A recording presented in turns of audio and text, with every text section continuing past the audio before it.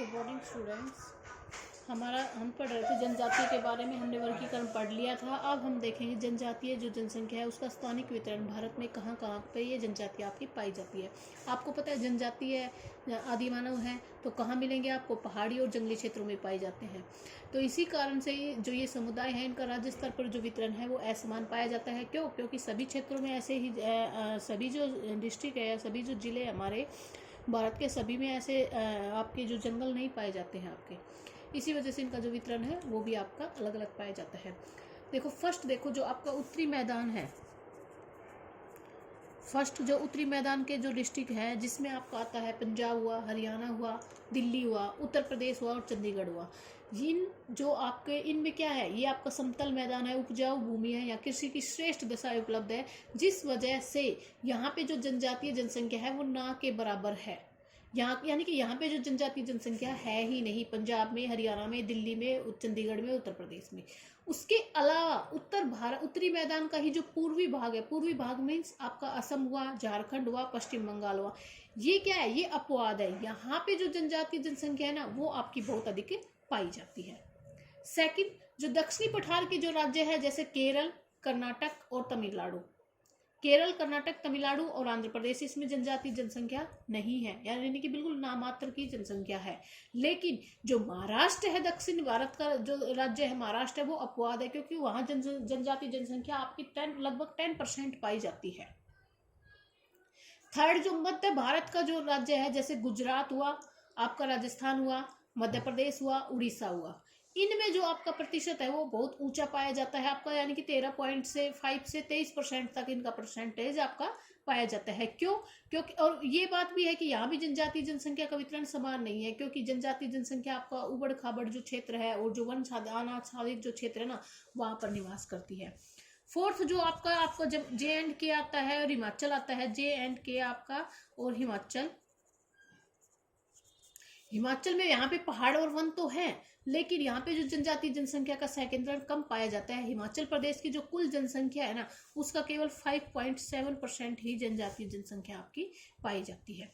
उसके बाद जो उत्तर पूर्वी राज्य है और लक्षद्वीप है, दादर नगर हवेली है, और उनसे कुल जनजातीय जनसंख्या कम है, यानी कि जनसंख्या कम है लेकिन फिर भी जनसंख्या के अनुपात में उनका प्रतिशत अलग है। देखो जनसंख्या अलग होती है और परसेंटेज अलग होती है, तो वहां पे जनसंख्या तो कम है लेकिन परसेंटेज आपका क्या है? अधिक पाया जाता है। उसके अलावा ऐसे ही आपका मिजोरम में, मेघालय में, नागालैंड में, लक्षद्वीप में भी अनुपात आपका उच्च पाया जाता है। उसके अलावा देखो भारत की जो कुल जनजातीय जनसंख्या का आपका 82% केवल मध्य प्रदेश में, उड़ीसा में, झारखंड, गुजरात, राजस्थान और महाराष्ट्र में पाया जाता है आपका। इसके विपरीत जिन राज्यों में केंद्र शासित प्रदेशों में जनजातीय जनसंख्या का प्रतिशत अधिक है वहां क्या है? आपकी जनसंख्या कम पाई जाती है, यानी कि प्रतिशत अधिक मिलेगा लेकिन जनसंख्या कम मिलेगी। जैसे मिजोरम, लक्षद्वीप, अरुणाचल प्रदेश, मैंने आपको बताया था कि आपका नॉर्थ ईस्ट वाले जो स्टेट है वहाँ जनसंख्या तो कम है लेकिन जो जनजातीय जनसंख्या का प्रतिशत है ना वो अधिक है, वो लगभग 95% तक पाई जाती है। अब देखो जो ये आपकी जो स्थानिक वितरण है इनकी कुछ विशेषताएं होती हैं। विशेषताएं देखिए, आपको पता है भारत की जो जनजातीय जनसंख्या सैकेंद्र की दो पेटियां साफ नजर आती है। एक तो होती है आपकी उत्तर पूर्वी राज्यों की तरफ, एक हो गई आपकी उत्तर पूर्वी राज्यों की तरफ, और दूसरी कौन सी हो गई? आपका राजस्थान से स्टार्ट होके उड़ीसा तक दो पेटियां आपको नजर आती है जनजातीय जनसंख्या की आपको, ठीक है। जब 2011 की आपकी जनगणना हुई थी, जब सबसे कम जनजातीय लोग कहाँ पे पाए गए थे? दमन एंड द्वीप में पाए गए थे, और सबसे अधिक आपके मध्य प्रदेश में। यानी कि ये जनसंख्या बताइए, परसेंटेज नहीं है, जनसंख्या बताइए।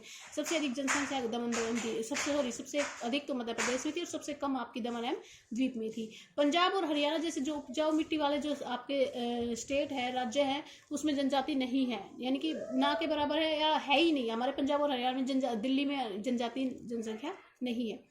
देश की कुल जनजातीय जनसंख्या का जो प्रतिशत है, जनजातीय जनसंख्या का जो अनुपात है यानी कि परसेंटेज है आपका, लगभग 95%। मिजोरम प्रथम स्थान पर, यानी कि सबसे अधिक जनसंख्या का परसेंटेज आपसे पूछे कहाँ पाई जाती है तो मिजोरम में पाई जाती है। उत्तर पूर्वी राज्य है, दादर और नगर हवेली है, लक्षद्वीप है, इसमें जनसंख्या का कुल जो आपकी जनसंख्या है ना उसकी आधी आपकी जनजातीय जनसंख्या पाई जाती है। एक रोचक तथ्य आपका यह भी है कि जो भारत की 1/3 जनजातीय जनसंख्या केवल 20 जिलों में रहती है और 2/3 जनसंख्या केवल 72 जिलों में रहती है। जिलों के बारे में बताया गया है आपका।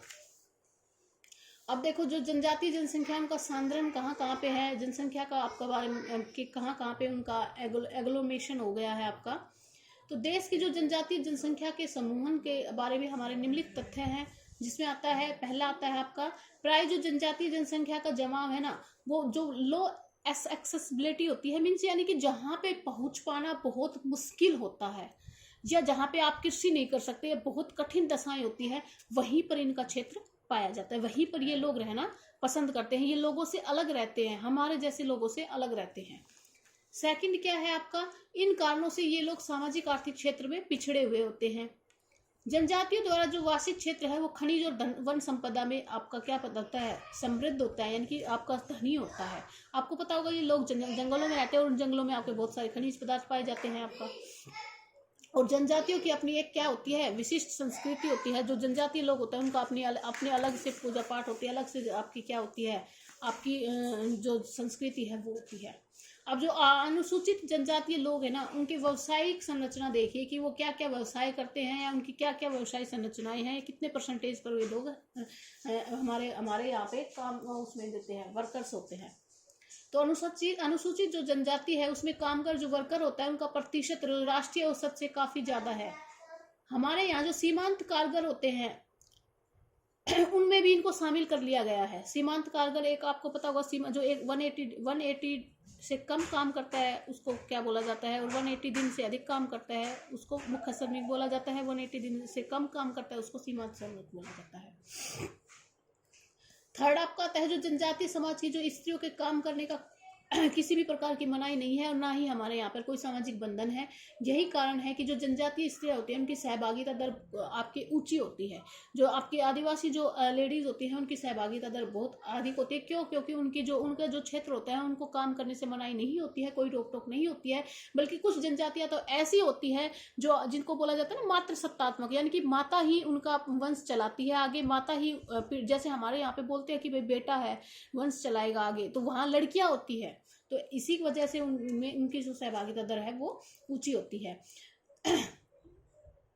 वो क्या करता है, कर्म को जो आपका जनजाति समाज है वो एक खुला समाज होता है जिसमें बच्चे, स्त्री और पुरुष सबको अपनी अपनी जो क्षमताएं होती है उनका प्रयोग करने का अवसर मिलता है। घरेलू उद्योग का निर्माण करते हैं ये लोग, घरेलू उद्योग का निर्माण करते हैं यानी कि खुद कुछ, जैसे वनों से आप शहद तोड़ के लेके आ गए, फल फ्रूट तोड़ के ले आए, कंदमूल तोड़ के लेके आए, तो ये क्या करते हैं, खुद ही उसको बेच देते हैं,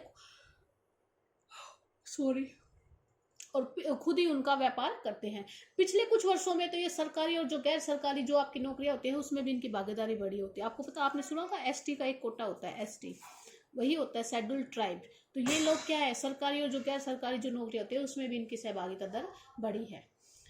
अब देखो जो विगत 100 वर्ष है ना उसमें देश तेजी से बदल रहा है। आर्थिक नीतियों के चलते जो जनजातीय जो संपदा है उनका दोहन बहुत अधिक हो रहा है और उन क्षेत्रों में जो उन्नत और कुशल जनजातीय लोग हैं ना वो बाहर निकल कर आ रहे हैं। बाहर की जो आप हमारे लोगों से आपस में कॉन्ट्रैक्ट कर रहे हैं और जिससे आपकी जो जनजातीय अर्थव्यवस्था है वो थोड़ी बिगड़ गई है। क्यों बिगड़ गई? जब वो बाहर आएगा, पढ़ेगा, लिखेगा तो वो उस क्षेत्र को हमेशा के लिए छोड़ देगा और जिससे उनकी जो संस्कृति है वो क्या हो गई है, आपकी दूषित हो गई है। आपको पता है जब वो हमसे अलग रहते हैं तभी वो जनजाति कहलाते हैं। जब वो हमारे साथ रहने लग जाते हैं तो हमें उनमें कोई फर्क नहीं पड़ता, वो हमारे जैसा ही जीवन व्यतीत करने लग जाते हैं।